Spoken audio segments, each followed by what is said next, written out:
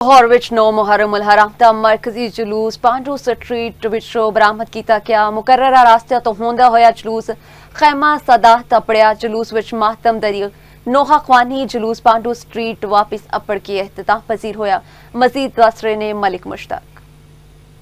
जी बिल्कुल, इस वेले मैं मौजूद हाँ खैमा सदात तो दसते चला कि अज सवेरे पांडू स्ट्रीट तो 9 मुहर्रम का जो मरकजी जुलूस है वो पांडू स्ट्रीट कृष्ण नगर तो बरामद होया ते अपने मुकर्रर रास्ते तो उत्तों आया जिहदे विच नीलीबाग चौक, सैकटरीएट, IG ऑफिस, पुरानी अनारकली ते GPO चौक दे विच होंदा है। खैमा सदात हुण पहुंच चुके हैं।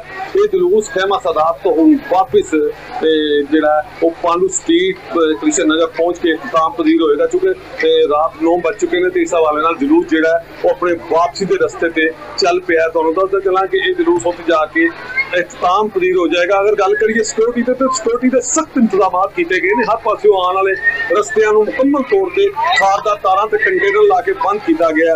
तो बिल्कुल शरीय जुल्दना जी 9 मुहर्रम की है, वो नाल भी पुलिस के मुख्तलिफ जो डिपार्टमेंट के उन्होंने लोग जोड़े ने ड्यूटी कर रहे हैं। असल गल ये है कि चूंकि रात 10 बजे के करीब 10 मुहर्रम का मरकजी जुलूस अंदरून मोची गेट निसार हवेली तो बरामद होएगा, जो कल करबला गामे शाह पहुंच के इख्तिताम पजीर होएगा। उस हवाले नाल भी सिक्योरिटी के सख्त इंतजाम किए गए।